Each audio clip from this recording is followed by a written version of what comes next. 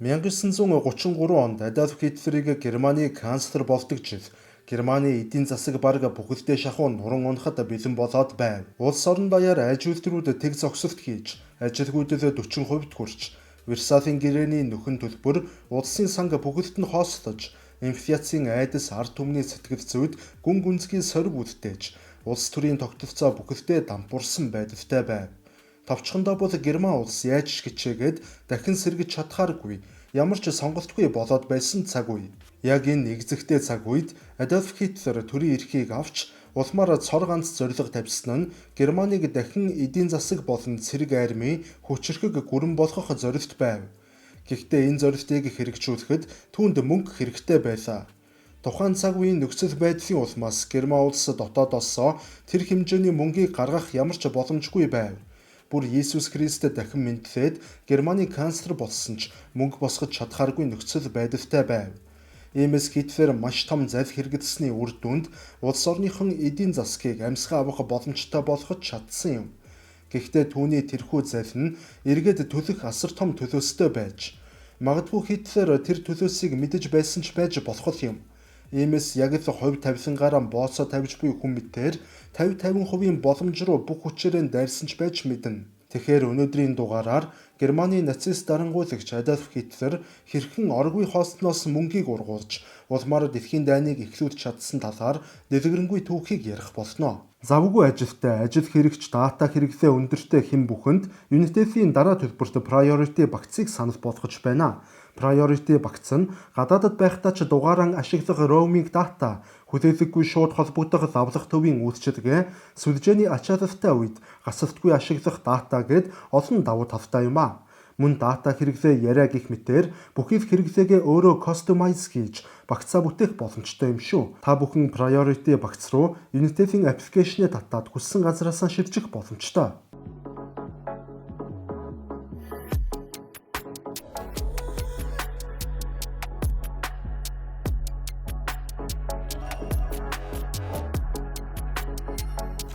Таны завгүй амьдралын хэм маягт зориулав. Дараа төлбөрт priority багцаа өөрөө бүтээ.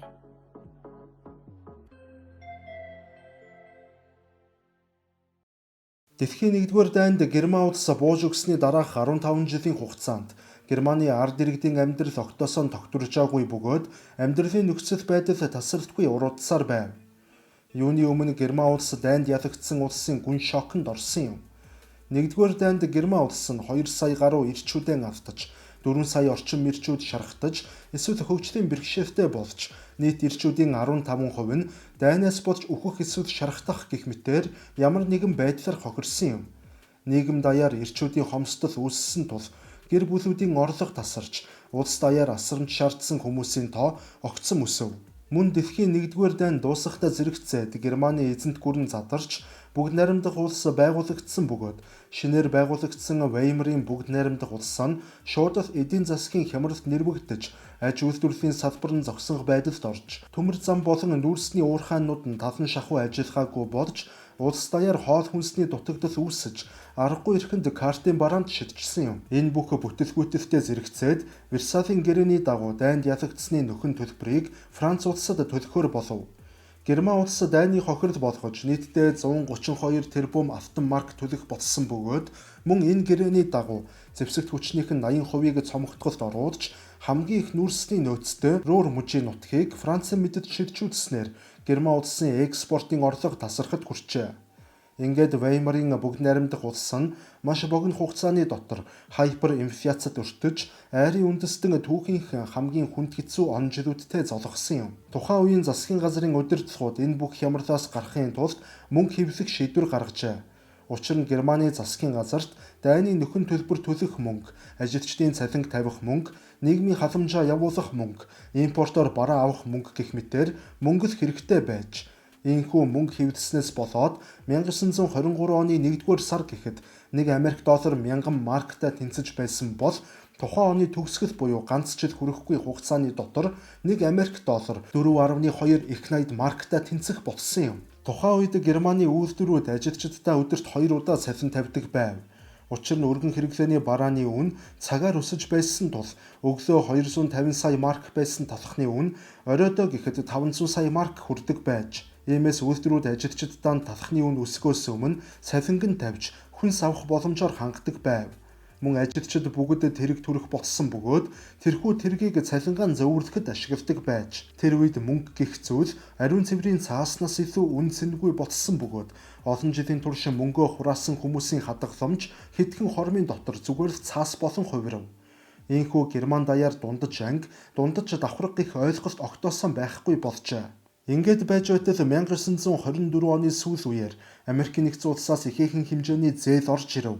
Америкийн нэгдсэн улсаас олгосон зээлээр Веймарын бүгд найрамдах улсын удирдлагууд аж үйлдвэрийн салбараа дахин сэргээж, хотуудын амьдрал бага зэргээр дээрдэж, хүмүүст шинэ итгэл найдвар төрж эхлэв. Гэхдээ нэг айдас байсаар байсан нь Америкийн нэгдсэн улсын зээлийн хүүгээ авч эхлэх үед Германы эдийн засаг эргээд сүрэх эрсдэлгэх айдас байлаа. Мөн Германы зах зээл тухайн үед бүхэлдээ Америкийн нэгдсэн улсаас бүрэн хараат болоод байсан юм. Ийхүү байж байтал 1929 онд Америкийн нэгдсэн улсын алдарт их хямрал эхлэв. Америк даяар хөрөнгийн зах зээл унаж, бүхий л гадаадын зээлийн урсгал хаагдахтай зэрэгцээд Германы эдийн засаг даган нурав. Арай ядан сэргэж байсан аж үйлдвэрүүд дахин дампуурч, улмаар 1932 он гэхэд 6 сая германхан ажилгүй болж, зарим мужуудад ажилгүйдлийн түвшин 50%-ийг давжээ. Гудамж талбайд хаасайгүй гэр оронгүй гуйлагчин хүмүүс, өдсөглөн хүмүүс үзэгдэх болов. Ахмадуудын тэтгэвэр мөн үнгүйдэж, дайнд орсон ахмад дайчид гэр оронгуйчуудын игнэнд ширжих болов. Мөн хотын гудамжуудад өдөр бүр нацистууд болон коммунистуудын хоорондын мөргөлдөөн дэгдэж, ард нийт бүхэлдээ шахуу, ардчлалыг хамгийн сул дорой үр ашиггүй тогтолцоо хэмээн үзэх болжээ. Яг энэ цаг үед хүмүүс хүчрхэг удирдагчийг өөрсдийг нь энэ там мэт өдрүүдээс аврахын нэгнийг хүсэж, тэр хүнд бүх итгэл найдвараа өгөхөд бүрэн бэлэн болж эхлээд байв. Нэг ёсондоо бол нийгмийн сэтгэл зүй цаанаасаа удирдагчийг өгүүлж эхэлжээ. Яг тэр үед ард түмний сэтгэлийн суурин дээр Адольф Гитлер шинээр мэндэтсэн юм. 1933 онд Германы нацист нам буюу ажилчдын намын дарга Адольф Гитлер цаг үеийн бүх тохирооны бүрдлийн ачаар тус улсын канцлер болов. Гитлерийг төрийн эрхэнд гарч ирэх үед Герман улсад мөнгө байсангүй. Мөн армийн зардлыг нэмэгдүүлэхийг Версалийн гэрээгээр хоригдсон байв. Энэ үед Гитлер өөрийн зөвлөгүүдтэй нийлэн нэгэн уран арга шийдсэн нь Мефо Виксел хэмээх санхүүгийн асар том өнгөрсөн зууны суут зал байлаа. Нэг ёсондоо бол Мефо гэдэг нь цаасан дээр оршдог боловч хизээч жинхнээсэн үйл ажиллагаанд ашиглагддаггүй төрийн баталгаа бүхий санхүүгийн хэрэгслийг гаргасан юм. Өөрөөр хэлбэл нууц мөнгө гэсэн үг. Улсад мөнгө байхгүй тул улсаас бэлэн мөнгийг орлох үйс төрийн баталгаа бүхий Мефо хэмээх төлбөрийн хэрэгслийг арилжаанд оруулжээ. Ингээд засгийн газрын зүгээс үйлдвэрүүд болон аж ахуй нэгжүүдэд бэлэн мөнгөний оронд Мефо хэмээх төрийн баталгаатай цаасаа өгснөөр үйлдвэрүүд зэвсэг болон техник, машин хэрэгслүүдийг үйлдвэрлэж эхлэв. Гэхдээ тэрхүү Мефо гэх чинь хэрхэн тэдгээр мөнгөгүй үйлдвэрүүдийг санхүүжүүлж байсан бэ гэвэл тэдгээр үйлдвэрүүд засгийн газрын баталгаа өгсөн Мефог арилжааны банкнуудад өгдөг байсан бөгөөд арилжааны банкнууд харин Мефог засгийн газрын баталгаатай гэж үзсэн тул тэдгээр үйлдвэрүүдэд үйл ажиллагаа явуулах бэлэн мөнгийг нь өгдөг байж. Ийхүү Хитлер зохиомл аргаар байхгүй мөнгийг бий болгох байдлаар аж үйлдвэрүүдийг дахин хөдөлгөж эхэлсэн юм. Нэг ёсондоо бол улс ямар ч мөнгө гаргалгүйгээр аж үйлдвэрүүдийн санхүүжилтийг шийдэж өгөв.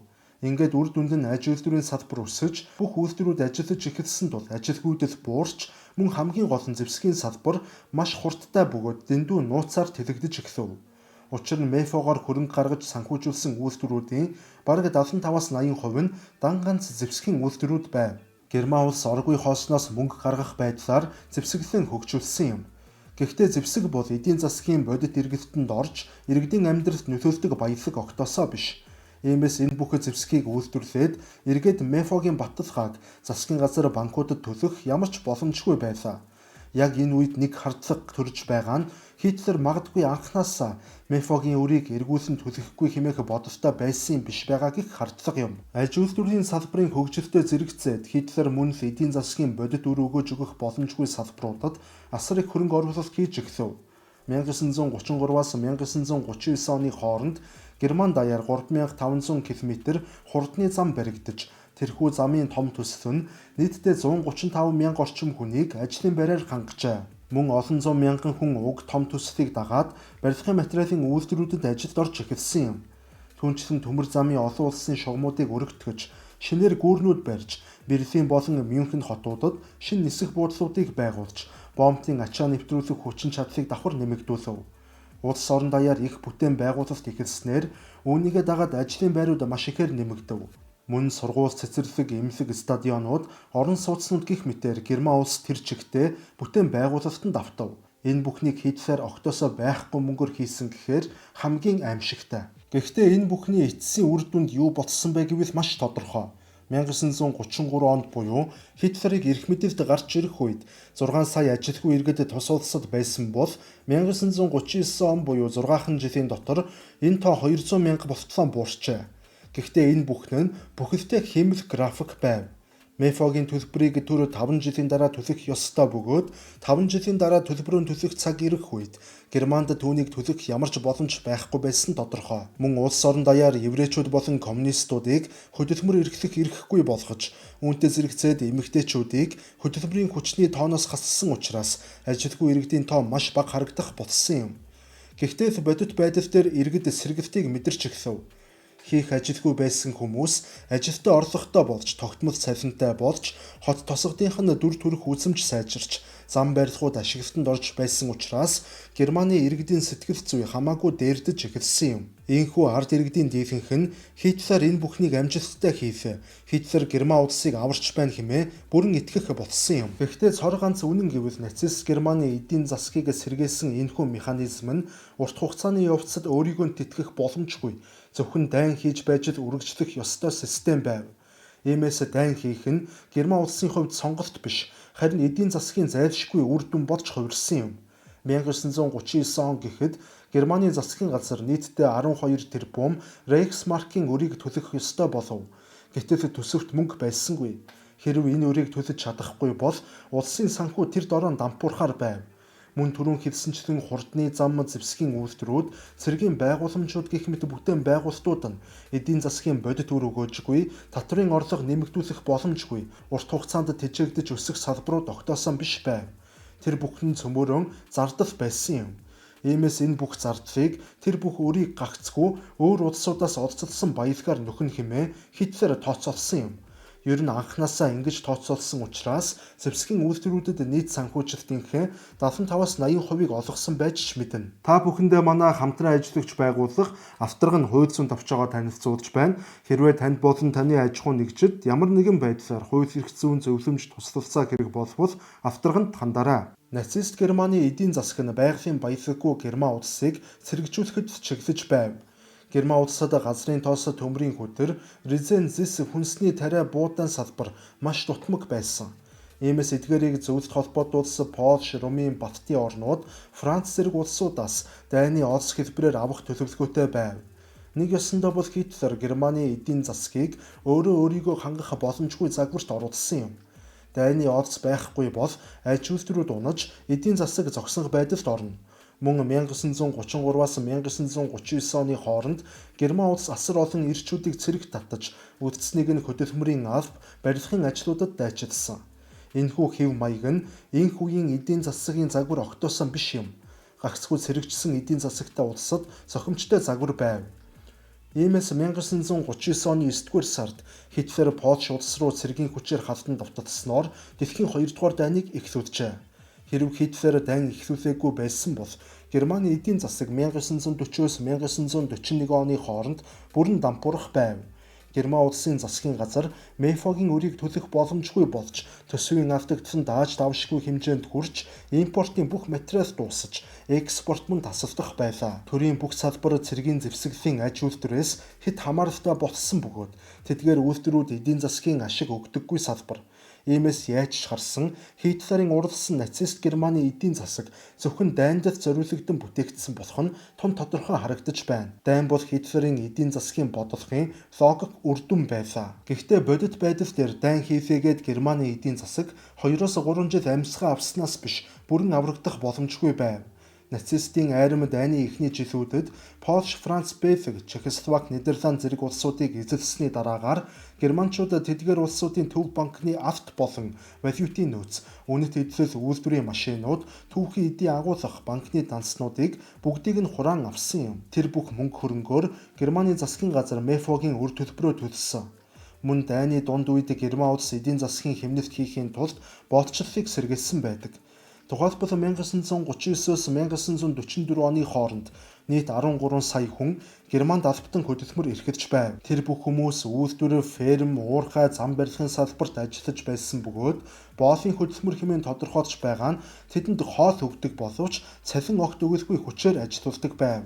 Ингэж хүмүүсийг боолчлон ажилуулна гэдэг нь эдийн засгийн хувьд асар их хэмнэлтийг бий болгож байв. Германчууд Чехословакийн өндөр хөгжсөн зэвсгийн үйлдвэрүүдийг өөрийн танкнуудын төлөө ажилуулж, еврей болон коммунистуудыг боол болгон зүтгүүлж, Зөв Европын эзэлсэн газруудаас хүнс болон байгалийн баялагуудыг хуу хаман авах байдлаар өөрийн эдийн засаг амжиргааг хэлийн гаднаас тэтгэдэг загварыг бий болгосон юм. Нэг ёсондоо бол Хитлерийн эдийн засгийн загвар нь олцоор амьдардаг загвар байв. Өөрөө баялаг бүтээдэггүй, үйлдвэрлэлийн суурин хөгжүүлдэггүй, эдийн засгаа бэхжүүлдэггүй хэврэгхэн улс. Ердөө л бусдын баялаг дээр амьдардаг улс гэсэн үг. Иймээс 2 дугаар дайнаар Герман улс нь ихээхэн ашиг олсон гэх яриа нь ор үндэсгүй яриа болж таарна. Тэд богино хугацаанд бусдыг дээрэмдэн амиа тижээж чадсан боловч урт хугацаанд дайны зардал нь олсноос хавь илүү эдийн засгийн дарамтыг дагуулсан юм. Ийхүү өнөөдрийн дугаар маань энэ төрөйд өндөрлөж байна. Та бүхэнд бэлтгэн хүргэсэн дугаар маань тодорхой хэмжээний мэдлэг мэдээлэл олгож та бүхэнд таалагдсан гэдэгт найдаж байна. Ингээд дараагийн дугаараар дахин уулзлаа түр баяртай.